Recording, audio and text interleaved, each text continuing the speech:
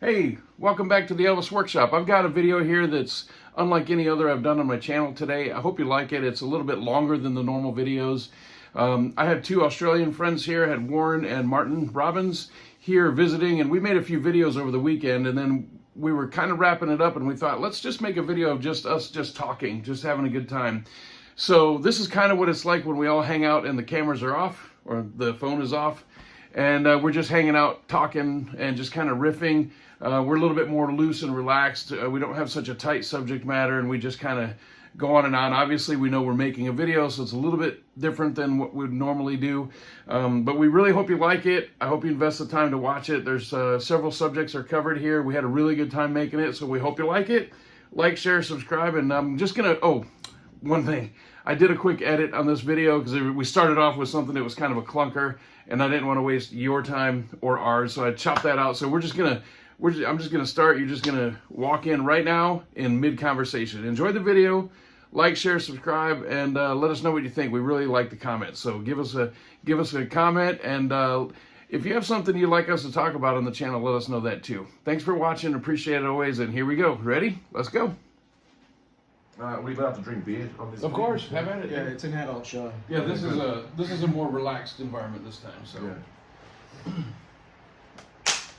clack my clacker. Clack my clacker. Watch my clacker. Welcome back to the Elvis Workshop again. I'm gonna leave that in too. We're gonna have a more relaxed video this time. Not so much content. We're just gonna be kind of riffing, and we do have a theme, but we're gonna have a little bit more fun. So me and Marty both have a beer. Hello. Cheers. Cheers. Cheers. Cheers. So this is like a after hours Elvis Workshop show. So we're gonna have us a beverage.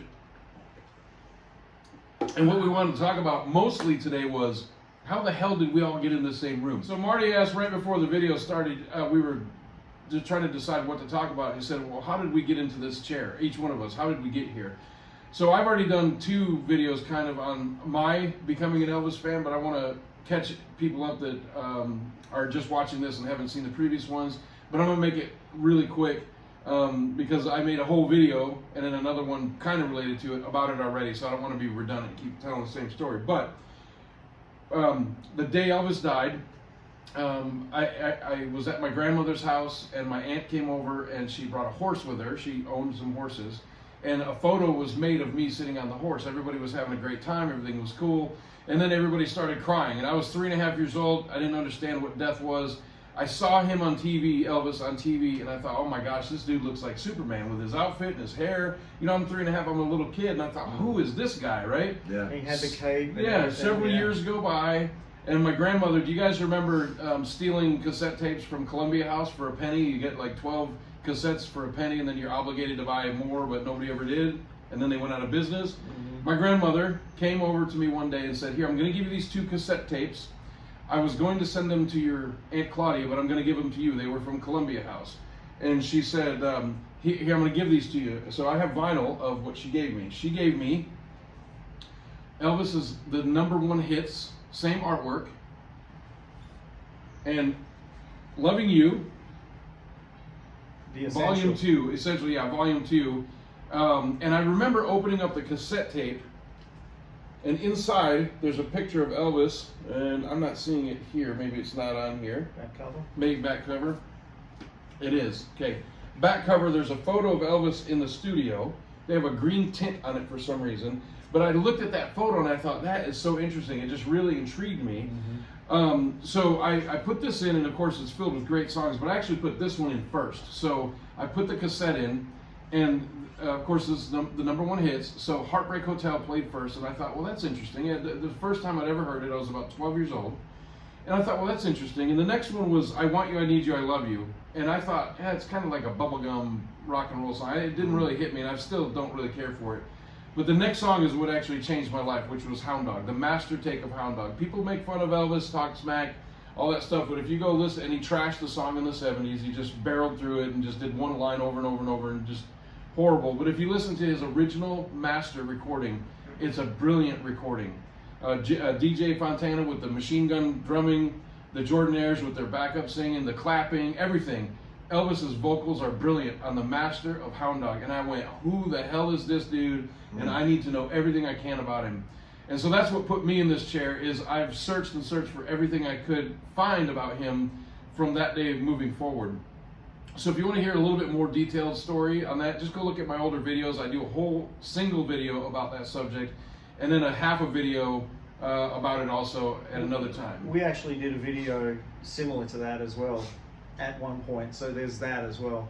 And Yeah, I've covered this a couple of times on my channel, but we wanted to talk about it today since we're all in the same room. So that's how I started, and it was these two right here. And if you don't have them, you should pick them up. This one, obviously, the hits, but this one here is really, really awesome. So check it out. Anyway, that's my story.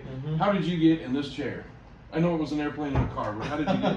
How did you get all the way over here? Originally, I've been an Elvis fan as long as I can remember. I have memories back to about 3 or 4, where I was talking to my mom about putting his music on. I watched the movies whenever they came on TV in Australia. And at 7, I got an album called Smash Hits Presley Style. It was an English compilation. I believe it had 12 tracks on it: Teddy Bear, Hound Dog, Heartbreak Hotel, Jailhouse Rock, all the big numbers. And that was my Christmas present when I was about 7. Similar to this one, then, you're saying? Similar to that, only with 12 tracks. That's got a few more than 12, hasn't it? Yeah. And just an English, I believe, fan club compilation. They put out a Smash Hits Presley Style #2. I never got that because I didn't know it existed until about 2 years ago. My parents actually still have the original album. I just never grabbed it. Probably grab it the next time I'm over there. And then the next album that I had was this one. My sister had Volume 1. This is Rockin' On Volume 2. She had that. She was grown, married, and had kids. So I got to listen to that when I was on school holidays, because I'd go over there and help her out when she was had her kids at home from school and daycare and everything. So I got this one because I wanted to buy Volume 1 for myself when I was 10 or maybe 11. But they were sold out because at that time, at 10, Elvis passed away.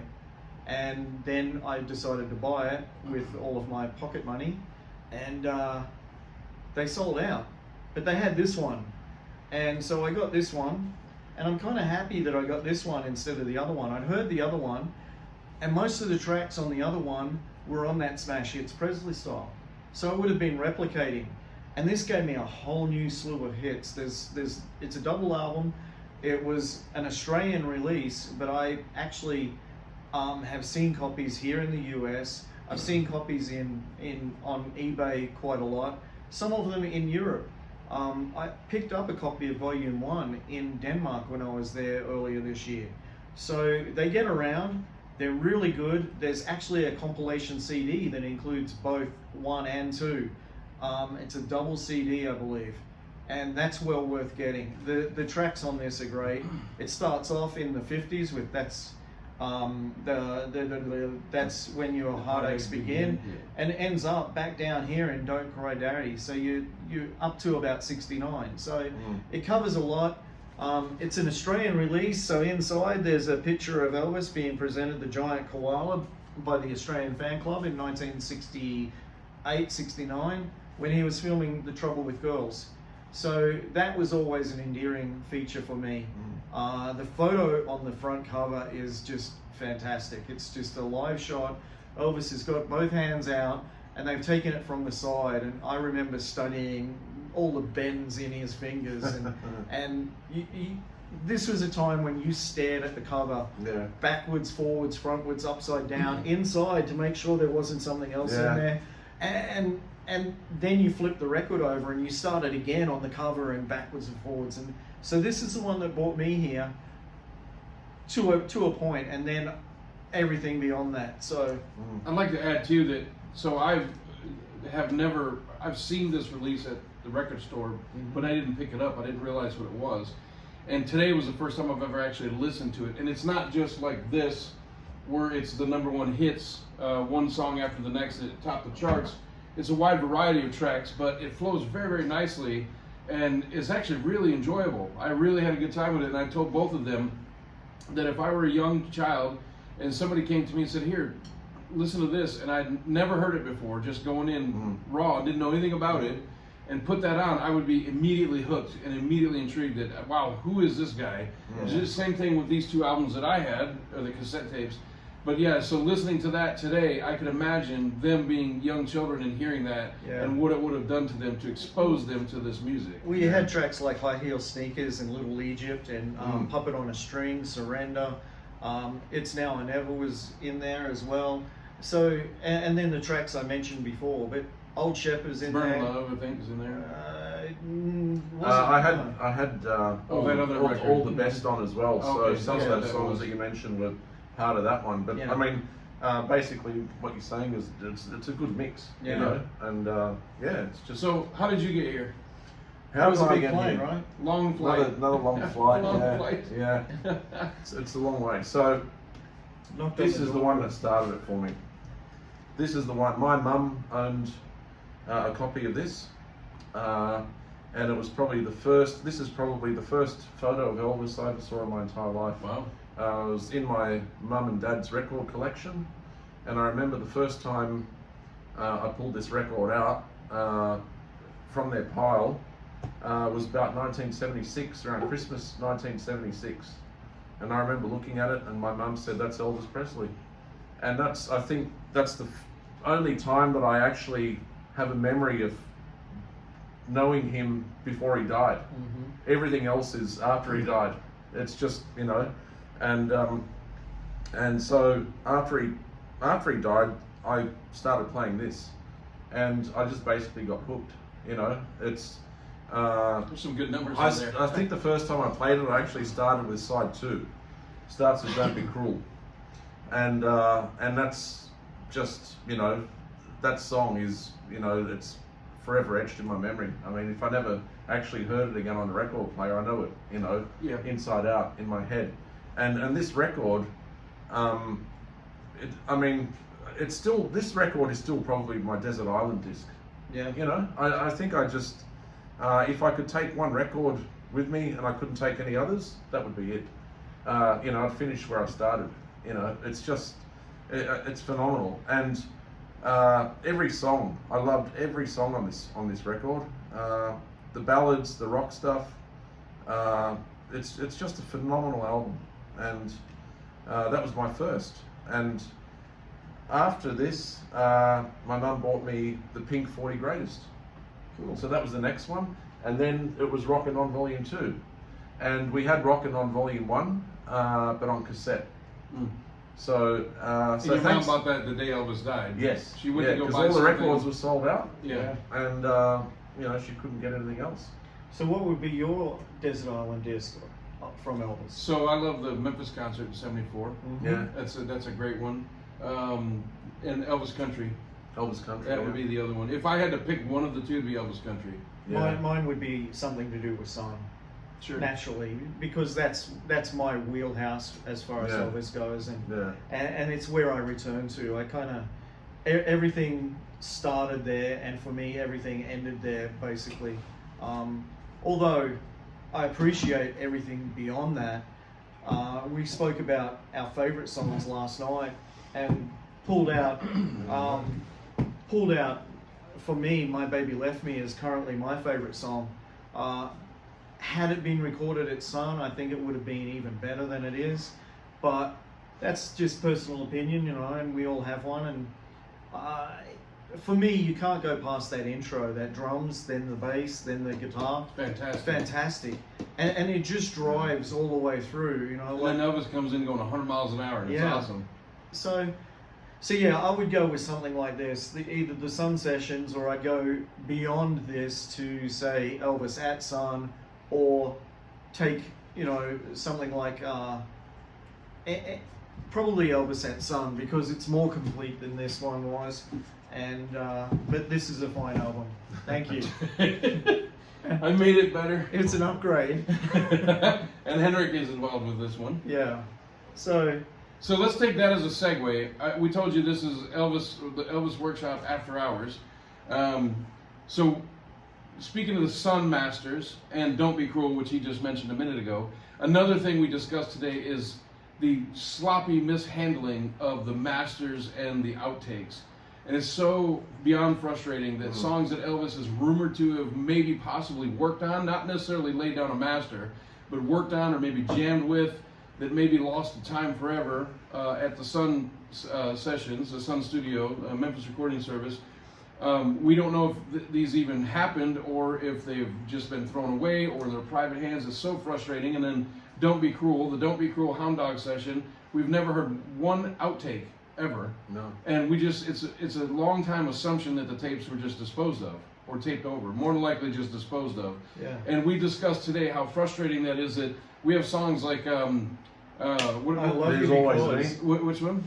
well, You'll never, There's always me. There's the one always you me. We have mentioned. every outtake of that awful song. There's always me, but we don't have one outtake of "Don't Be Cruel" and "Hound Dog." And how it's just it's a travesty. It really is. It's criminal that we have all those takes of these sorry songs that people, whatever. But yeah, we discussed that today, so I thought that'd be good to throw out to the. and to go with that, back to Sun, we have the first recordings where Elvis made, and he came out with "That's Alright," but he recorded "I Love You Because" like 7 times, and they saved that. But they didn't save any of the other songs that he supposedly recorded that day. No. Tiger Man has been heavily rumored to have been done. In order to get to "That's Alright," because they tried this and tried that and tried this. And I guess at the time tape was expensive, particularly for Sam Phillips. He was struggling. So he would rewind and go over stuff. So a lot of it was probably rewound. But then when they transferred their masters or whatever they had to RCA back in 56, Lost late tapes. 55, RCA decided to store those tapes after sometime in 57 or 58, Yeah. and they moved them to Indianapolis. Well, the drive from New York to Indianapolis isn't that long, but somewhere along the way, most of the tapes were lost or destroyed at Indianapolis once they arrived. We had one tape turn up in Steve Scholl's desk after he retired in 72 or 73, and that held Harbor Lights, the song, and that was released on the Legendary Performer series as one of the first and only outtakes that we had at that time. We had some bootlegs coming out, but still it wasn't quite as seminal as seeing or hearing Harbor Lights, which was a song we'd never heard before. Some people wish they never had. Well, that's It's not his true. best work, but it's part of the story. It of is. the It puzzle. is. Yeah. But then again, his very first acetate isn't some of his best work either. No. But how can you go past listening to those and appreciating the talent in the raw that became what we saw in 68, 69, and throughout the 70s? It was just something that they built on, and we lost so much. We also spoke about movie outtakes too. Like how many cuttings were there from Love Me Tender and Loving You that could have gone on to an outtake reel that, like it might have been goofy stuff. They might have messed up the fight in Loving You where he was beating the hell out of Wayne. That's Kenneth right. Becker, his first appearance that we spoke about in the last video. Poor Kenneth. Unfortunate man, but he built a career around Elvis. He like some of the things, it's a travesty that we lost all of this. Yeah. And it's just through poor planning. Negligence. Yeah. Can you imagine Sloppiness. some of the outtakes that could have been available, like the movie outtakes? Just think of some of the most Dominic. stupid scene. Dominic. It's Don't a ever dog's say that life. word Can again. you imagine? Can you imagine? Petunia the gardener's Yeah, daughter. and it's a dog's life. Can you imagine like what the outtakes would have been? They would have been killing themselves in between. Like the Exactly. spin in, spin out bootleg, spin in, Yeah, spin out, yeah. where it's just track after track of him cracking up and Yeah, laughing yeah, and having a yeah. good time and also Yeah. miserable. Yeah. And Yeah. it'd be nice to hear some of that, but lost to time apparently for It for would good. be. And then there are other things, some of the interviews that you see printed, but somebody somewhere had a tape recorder running for those, and where are they now? Like, wouldn't that be great to hear the actual words again that he spoke, that we hear a few. There are some out there, but in 1956 he held so many press conferences before every show that there must have been hundreds of tapes, because there were reporters from all different fields there to hear the greatest take on Elvis, that he was going to say something stupid, and that's what they were hoping for, so that they could write about it. There was that, and then we go back to the 60s and the music that we lost there as well.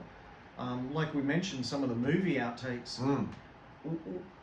What was there? You know, like how much material are we missing out on, or did we miss out on? It's a shame that they finally decided, hey man, we should really keep these outtakes, once it was mostly the bad movie songs. You know, early in his career, when he was the atomic powered singer, the Memphis Flash, that's the stuff that we would love to have, and it's just gone.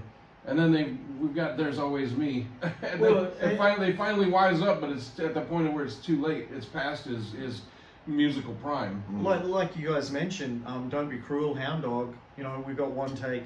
We got one take of My Baby Left Me. We've got one take of all of those songs from the two albums in '56. That's just a crying shame. He had to be in the studio. He was there for hours on end.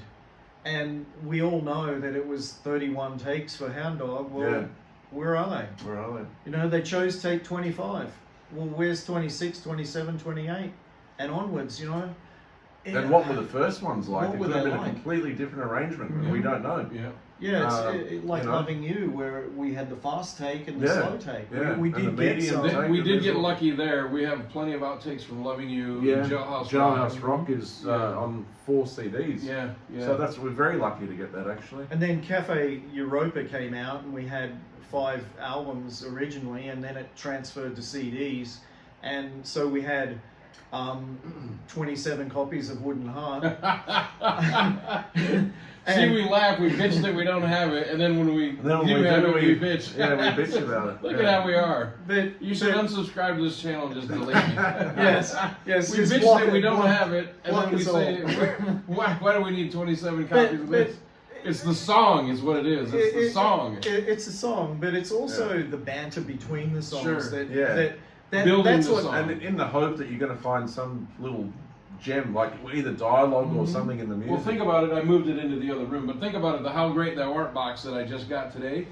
Could you imagine just having a single box set of Hound Dog and Don't Be Cruel? Oh, wow. Just a single box set like the new How Great Thou Art sessions, and it's just covering those 2 songs. Yeah. Right? It'd be spectacular. But and with all the banter in between the songs, Elvis was still he wasn't jaded at the time. No. He was still learning. He was still honing his craft. He was still trying to figure out where he was in the music business. And it would have been, because a lot of those 50s outtakes, the very little we have, but a lot of it, you do have the audio in between the songs.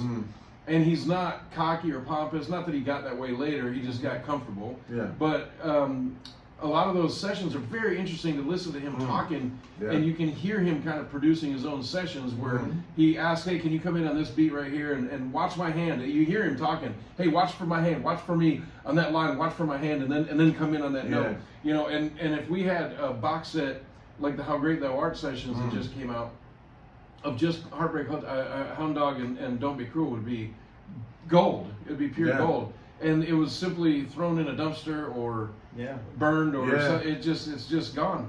Yeah. It's very frustrating. Yeah, it is. I mean, I remember back in the late 80s, I listened to the entire Blue Hawaii sessions on that, the bootleg at the time. Now it's on FTV. But I listened to all of it, and it was driving me crazy. But I felt guilty not to, because it was, and at the time it was before all these session boxes, and it was. So I ended up listening to the entire session, and I'm still in therapy, like over 30 years later. And then now I've got to listen to it again because of the new Blue Hawaii set. But speaking of that, that was almost one. We just did a video a little bit ago about our favorite movies. The Blue Hawaii is not one of my favorite movies. It is a nice travelogue movie, and I enjoy the movie. It's a little thin, shallow. It doesn't have much substance to it, but the soundtrack is great. That's what I wanted to talk about. I love Beach Boy Blues. Yeah. My fist, his jaw against my fist. I love it. I just messed up the lyric, but you know the lyric I'm talking about. Yeah. And talking about being in the can, he's like Yeah. a fresh pineapple or whatever he's in the can. Poor Hawaiian Beach Boy. Yeah. Looks like my kissing cousin. Yeah. I'm in the can. Yeah, I'm in the can. So I don't know why that just popped into my head just like that while you were talking about Blue Hawaii, but yeah, I really enjoyed that Blue Hawaii soundtrack. There's some good stuff on there. And then later in '73 during the Aloha, the 5 extra songs to pad the special to add more commercial time, he reprises the songs and redoes the songs, and they're just great. And we were just watching it the other day, and Elvis says, everybody's entitled to one dumbass with a stupid ass mistake. It's just very funny, but the songs themselves are just so good. Koopa Weepu and No More, and they're just really good. So yeah, we're just kind of spitballing here, just going from one subject to the next. And to go with Blue Hawaii, none of us picked that in that last video. I almost did. I had it in my hand. It's something that is popular and it's good. You know, like how can it be bad? It was the highest selling soundtrack album that he had. It's a vacation movie. The movie is really quite good. It's entertaining. Angela Lansbury is quite funny, playing his mother. Chadwick. And he throws the things and he catches them like this. Yeah, and there's a few good laughs. Sarah Lee, I could wring your full neck. We got Edo going off on eating the shell of the coconut and everything. So it's a good solid movie, and the outtakes were really good too. And like Martin was saying, I listened to those things too. And like I said before, 27 copies of Wooden Heart, blah blah blah. Yeah, you got to be in the mood. You got to be in the mood to listen. You can't listen to them unless you're in the mood. And part of it is to hear the clunk, or what caused it to not be a working take, or what they said between. And I found myself going deaf because I would crank it up as soon as that take ended, so I could hear the quiet down on the firing line, and then all of a sudden the music cuts in, and I'm and turning it back down, and so I listened to those things really hard back in the 80s and 90s to try and pick up the dialogue that was going on, the banter between Elvis and the guys, and like Rick said, hearing him producing those songs. And I kind of wonder if a little bit of the RCA early stuff, getting rid of it, is they didn't want to be later on found out that he was producing it. Good point. Not Chet Atkins and not Steve Scholz, and the higher ups in the company didn't need to hear that either, we paid a ton of money for this guy, and we're letting him just run everything. That wouldn't have sat well with the executives in RCA at the time. So it's good. I never thought of that before. It just came to me while we were talking. So and that's what this one's about. It's like whatever we think of. I just wonder who had those tapes in their hand, and what did they do with them? Did somebody in the office in Indianapolis, maybe, or New York, come to some low-level worker and say, "Hey, we've done an audit on this, and those are going to be discarded." And did somebody physically take those out and maybe not even know what they were and throw them in a dumpster? And not even know what they had in their hands. Maybe they, and I'm totally speculating, but where did these tapes go? They disappeared. Where are they sitting in a vault? So RCA did an inventory decades ago, and they weren't found. So where did they go? I mean, did somebody literally throw them away, or were they taped over? Or where did these tapes go? Even if they were taped over, there'd be notes on the, on the boxes and all that. So it doesn't seem viable as an excuse. I mean, they could put a new box and throw away the other one, but what happened to these tapes? Somebody physically had them and moved them from point A to point B. They took them from a vault. And where did they go? Unless they were taped over, of course. Or unless they were taped over, So, and that's the mystery that we will just never, unfortunately we will never get an answer to that. It's just never going to happen. Just to think that there's all these tapes sitting in landfill somewhere for the past, nearly 70 years, and obviously the tape would be completely degraded, but there's plastic shells and everything would still probably exist, and it's just the thought that it's just rotting, you know, Yeah. unbelievable. The rats are getting at it. Yeah, yeah. Yeah, exactly. It's- It's a crying shame that it went to that. And fortunately for artists today, they have a lot more control thanks to guys like Elvis. You know, like people bag him for stealing their music or whatever. But thanks to Elvis creating this blueprint of how to and how not to do things, artists today have been able to learn from his mistakes and then other mistakes that followed with other artists who didn't have the microscope we have to see what he was doing. There was no roadmap. Yeah. But I guess you could assume that other artists at the time had the same issue where they, you know, a lot of the outtakes were lost. I mean, I like the Beatles, like I'm a Beatles fan, but I'm not an expert on them, and maybe you guys would know more. But do you know if there's any Beatles Could we find a friend, outtakes Harvey? that are, you know, Got a like, whole you room know, full of like them this? over there. Yeah, I got a whole room full of them. There's plenty. They recorded. They kept everything. They kept everything. Everything. Right. But So well, there you go. they had But the had ability, they had more control. They had more at the control. time. Yeah. Yeah. It's just a crying shame. No hound dog. No, don't be cruel. No mystery train. And we keep coming back to those, and Mystery Train's a good one because Well, we go back to them because those are the biggest travesties of justice. Yeah. Those are the two biggies. Yeah. You know. the weird thing about Mystery Train too is if you have an original Sun single and you play it to the end, after the Elvis laugh, there's maybe 1 or 2 guitar strums, and then it cuts off abruptly. But you get the very first single that RCA released, and there are 2 more guitar strums after that, and it smoothly fades out. So there was a tape that they used to produce that was somehow different to what Sam used. It sounds the same all the way through. It's just that when he did the final edit, he cut it off for whatever reason, and we lost 3 seconds of the song. I know it's terrible, 3 seconds, Still? but you know it's It it's is an interesting noticeable thing. though, Yeah. if you do listen to the Mystery Train Sun single, it just abruptly stops. It does. There's no fade out or tune out. It just abruptly quits on you. Yeah.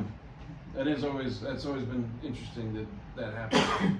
Yes. Yeah. But we've got plenty of outtakes of Padre, so I don't know about Fortunately. that. So you know, And it's only love. it's only love. It's only love. Sandy's favorite track. Yeah, that's right. Yeah. So, You know, another thing too, he just mentioned Sandy Miller, is that one of the best things about being an Elvis fan and having a core group of Elvis friends is all the Elvis people that we've been fortunate enough to meet. We're going to go see Cynthia Pepper tomorrow. We were with Stump yesterday, the drummer for the Sweet Inspirations, and we'll see Sandy tomorrow. And I knew Dick Grove for 20 years, and we actually talked today about, did you know this person? Did you meet that person? And that kind of thing.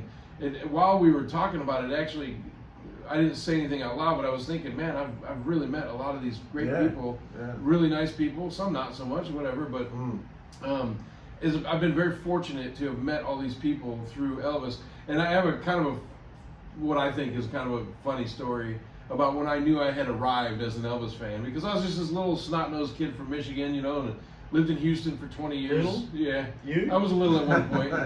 And, you know, I was just I'm just an Elvis fan. I'm not anybody any better than the next person. I'm just an Elvis fan. But I realized one day that I was in a more special position than a lot of other people. And I'll tell you what happened. I was on West Sahara in Las Vegas. It's the road, not the hotel. I was on West Sahara at a place called Big Dogs, and it was a pub, and I was having lunch with Dick Grove. So I'm sitting in the booth with him, having lunch, and my phone rang, and it was Sam Thompson, Elvis's bodyguard, briefly, Linda Thompson's brother. If you're watching this far into the video, you know who Sam is. And so I'm sitting with Dick in this pub, and my phone rings, and it's Sam Thompson. Excuse me, Dick, hold on one second. I got a phone call. So I answer the phone, and I'm talking to Sam. And as I'm talking to Sam, my call waiting rings in.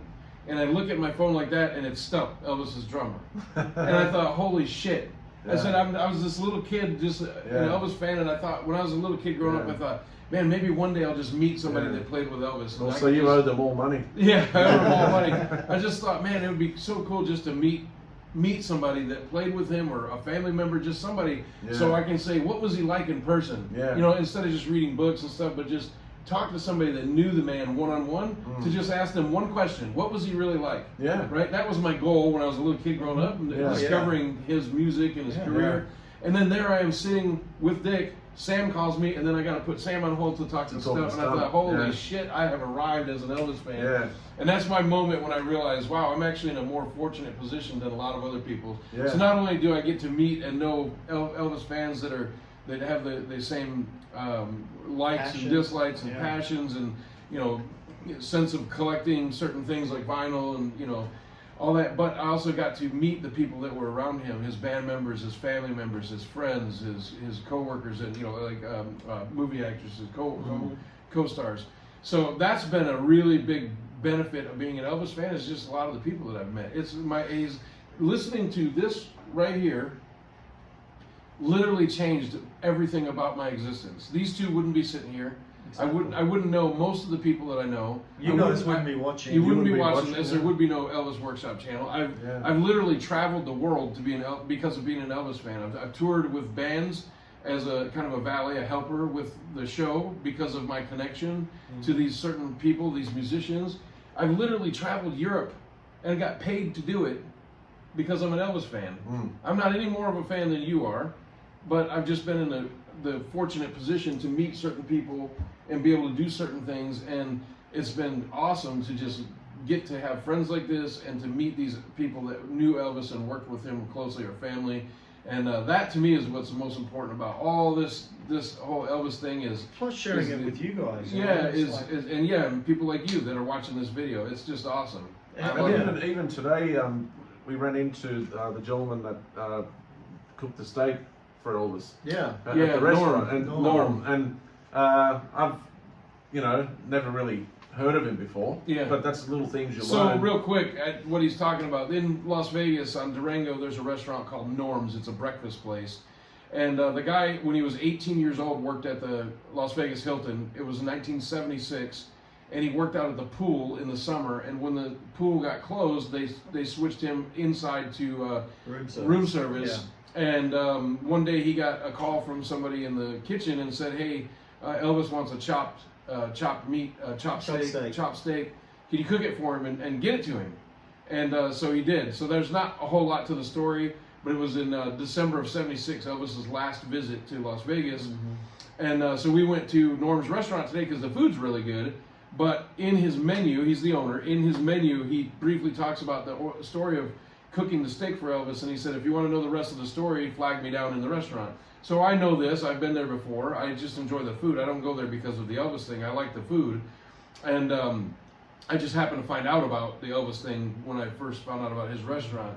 And so I took them there today, and I flagged Norm down and asked him to come over, and so he sat with us and talked and had a good time. We talked about Red Fox, we talked about a bunch of stuff, but it was, the whole Elvis thing is what got him to that table.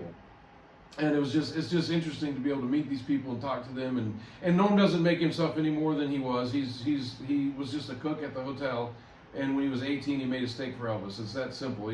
There was no big story other than that. There's more details, but anyway. But it's always fun to be able to sit and talk with these people and find out their little story, their little piece of the pie. And that's the thing. I've met Norm before, so this was another visit there. The food there is exceptional. And Norm is a really good guy. He's very funny. He pokes fun at himself. He pokes fun at the customers. And we have a good time when we go there. But the same as Rick, I've been lucky enough to meet a few people, some of them due to Rick, or a lot of them due to Rick. And so for that, I'm grateful to Rick for that. But then I've also spoken to you guys, and we've both had answered questions from questions you guys have asked about our stories. We went to Denmark because we're Elvis fans. Yeah, we've been to Denmark earlier this year to help Stump get there to play with Estelle, the surviving member of the Sweet Inspirations. So he went on stage. We were able to video that, put it up on YouTube, and and it's in actually 3 parts. There's the first set, and then the second set where Stump takes part to begin with, and then a condensed version where it's just Stump doing what he does. And Estelle is featured in it, as well as the other 2 replacement suites, who are exceptional singers. Nothing against them. They're just not. They weren't there when Elvis was there, and that's the only drawback for them. They're still titled as the Sweet Inspirations. They still tour around. Estelle was recently back in Europe a couple of months ago doing some work. She gets around using a walker wheelchair combination, so she's not in the best of health, but it's fantastic. She's still out there. Yeah. And to sit down with people like that. She's a lovely person. We had Absolutely. so much fun with her. Yeah. I love Estelle. She's just awesome. And then Stump we talk about a lot, and you've seen the videos on him. He's a fantastic person. We're all fortunate to call these people friends. Yeah. It's all through Elvis. And that's the thing. We are fans first, but we've been lucky enough to be welcomed into the lives of some of these people. Yeah. And they share with us some of their stories, and we try to share those wherever we can, and also share them. I came down here last month to be at Rick's home because 50 Australian fans came over here, and we had a big spread on. We did the same thing last year for a bunch of Norwegian fans, and we wandered around and we talked to them, and we made sure they got food and wine and more wine and more wine and a little more wine, and then more wine. But you know, to be able to have those people, and then we brought in people like Sandy Miller and Stump came and Cynthia Pepper to share their stories one-on-one rather than just read about it in a magazine or a book or online somewhere. You know, it's that's the beauty that we have. We have the luxury of knowing a few of these people and helping them get them here. You know, like we chauffeured them to this place and home to get them to be able to interact with the fans, and the fans, and they love it. They loved it, and that's what this is all about. You know, and we became friends through that as well. Without Elvis, none of us are here. No. Yeah. And that's the biggest thing. So I'm going to do a total 180 right now because I just thought of something. I don't want to forget it. So I'm just going to, that's great, by the way. And I totally agree. Without Elvis, none of this is going on. And it's awesome. So we were talking today about a video of JD Sumner. And so a lot of these Elvis people put out their own little video or a book. Mid-80s, mid-90s, there was a lot of that going on. And JD Sumner, the bass singer, JD Sumner and the Stamps Quartet, of course, he put out one of his own little videos. It wasn't just an interview of him being interviewed for the news or something like that. It was a video release of him telling stories about his time with Elvis. And I had it on VHS years and years and years ago. Please help me. If somebody has this, I just need this one clip. I want it to be put on YouTube because it's so funny. It's worth putting up. And I hope somebody out there watching this has this and they can put this up. So there's a story that Elvis told JD, hey man, you're looking a little weathered, a little ragged. You know, you're looking kind of old. As you do to your friends. Yeah, we're not youngsters like we used to be. You know, Elvis knew JD when Elvis himself was a teenager, so he knew JD most of his life. And he said, you know, we're getting older, and you know, you're kind of looking road weary. I think that you should go get a facelift. I think you should get some plastic surgery and tighten yourself up a little bit. So what the root of it was is Elvis actually wanted to get a facelift, but he wanted to use JD as a guinea pig first to have JD do it to see how it would look, and if he liked the results, then he would go get it done. So actually both happened. JD got a facelift, and then Elvis got a facelift. Don't argue with me. It's I'm not talking about the nose job in the 50s that people always talk about, argue. I'm talking about he got his eyes done in what, 75? Yeah. Okay. It's documented, it's out there, so that's not the point. The point is JD and Elvis both got a slight facelift. The funny part of the story that JD tells is that Elvis was with him at the clinic when he got the procedure done. And JD, before he goes in for the procedure, he walks over to the doctor and he grabs him by the arm and he says, listen to me. no matter what happens, you don't let that idiot into the operating room while I'm under, because he's gonna have you remodel my whole face. He says idiot or fool. I cannot remember, but I think it was idiot. He says, don't let that fool. I don't want him anywhere near. I don't want him anywhere near when I'm unconscious on that table. Do not let that idiot or that fool, one of the two, into the operating room. And it was so funny. And listen, I cannot find it. So that's your homework. Yes, your homework. Somebody please get find us that the link clip. and put it in the comments if you've got it. Somebody get that link and Did find you that say story. that the footage had JD with a plant behind There's him? like or something? he's like sitting in he's sitting in like an office setting, I think, and there's I think like a fake plant with a bush. It's that kind of 80s or 90s type of video where it's just like that kind of setting, but it's just him and he's talking. He's telling all kinds of stories about Elvis. He talks about another story. I told you I didn't remember any other stories. I do actually remember one. He says that they were all hungry. They were on the tour bus and they were starving. And one of the people on the bus, I think it was JD, or anyway, I could be messing that up, but said, hey man, I know we're hungry, but you guys just gotta hold out. There's this restaurant we're gonna go to. It's amazing. You just gotta wait. You gotta wait. So anyway, they're driving. Everybody's dying, and they want something to eat badly. And they keep passing all these places. And he's like, no, you gotta wait. When we get to this place, you're gonna love it. So they finally pull up. He goes, here it is. And they pull up, and it's a Sizzler. It's a Sizzler steakhouse. And they said, this is the place? He says, yeah, you gotta eat here. They said, you know that we passed like 5 of those on the way here, right? So they're all starving to death, and he thinks he's found this secret steakhouse. And meanwhile, it's a freaking chain restaurant that they passed multiples of on the way here, and he didn't know it. He thought it was a one-off. Anyway, this video is quite entertaining by JD. But he tells that story about the plastic surgery, and I brought it up today, and we were just rolling, driving in the truck, rolling, laughing. So somebody, please, one of you has to have it somewhere. Please get that clip and send it to me. Put it in the comments here, or post it on YouTube and just put the link somewhere. Get it out there, because it's worth showing. It's really a funny story. So don't let that idiot or fool near me when I'm unconscious on the table. He'll remodel my whole face. And unfortunately, because JD says that, there's going to be some fans who object to him belittling Elvis. How dare you?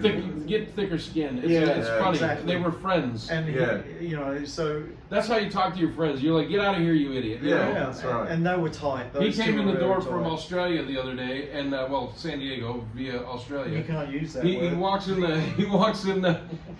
the house, and I said, hey, what's up, you loser? Right? That's how he comes in the house. That's how friends talk to each other. So for JD to say that is not offensive at all. And if you're offended by it, then take a hike. I'm used to it. Most of strangers talk to me like that anyway, so it doesn't make if you're offended by anything in this video, just take a hike. Sorry, I can't help you. That's right. So where are we at now? I think we're done. I think we'll do. Like we've talked about a few things. And the Elvis Workshop After Dark. And that's basically what we were talking about. Evan gave us a bit of an idea on this. Thanks, Evan. Thanks, Evan. And, we didn't use your ideas, but thanks. No, we didn't use your photograph. Sorry, buddy. We did use one album out of there. The rest of them we junked, as you do. And like we said, that's how you talk to your friends. So that's right. Loser. But so Rick will wrap it up, or Marty will. Rick can wrap it up. Rick will wrap it up. We need to get well a little done. beer. Thank you. Fantastic. Nice chat. Absolutely. Good work. Fantastic. It's like Blue Hawaii when they're all standing by the boat. Anyway, listen, I hope you made it this far. We're just having a good time, just hanging out. So there's really no content here, just talking. So a little Elvis Workshop After Dark. One more thing. If you're in the States and you're in Vegas, look the guy up. Yeah, Eddie. Shoot him a message. Yeah, come on, Eddie. Where are you? Come on, Eddie. He's very I'm friendly. not hard to find, Eddie. He's big. He stands above the crowd. Yeah. So if you're in the States, in Vegas, or you're planning to come to the States and come to Vegas, let him know. And if I'm free and I can make it happen, I fly down here and I hang out too. It's something that we do. We went to the Westgate today. We broke into the showroom today? Yeah, we did. Yeah, that was fun. We took some pictures for you, Aaron. Yes. Of the Soundboard. Oh, soundboard, yeah. and looked all around and imagined, you know, how small it was. Here we are spitballing again. Yep, and we missed out. We just got to imagine how we missed out. Yeah, imagine how we missed out. How small it was. Like when you see him jump into the crowd, and it takes him forever to go around that loop. Well, it's only about 25 feet from the stage to the back of that loop, and then the loop is the long part, and then back to the stage. So it's like, it just took forever. Apparently Barry Manilow body surfed, you know, but it wouldn't be the same, would it? Yeah, he's hoping somebody picks his sequence. Yeah. All right, so thanks for my 2 Australian friends for coming and joining the channel today, and thank you for watching. Hopefully y'all made it this far into the video. I know it's a long video and we're just goofing off and being stupid, but you know, it's what we do. Yeah. And so thanks to my 2 buddies here for being here for the video, and thank you as usual for watching. Like, share, subscribe, tell your friends, and if you don't like it, piss off. I'm kidding. You ain't nothing but a hound dog. Oh, don't do that. He's dead Don't now. do that. He's dead. Elvis Workshop After Dark. We'll see you later. Clap. Clacker. Watch my clacker.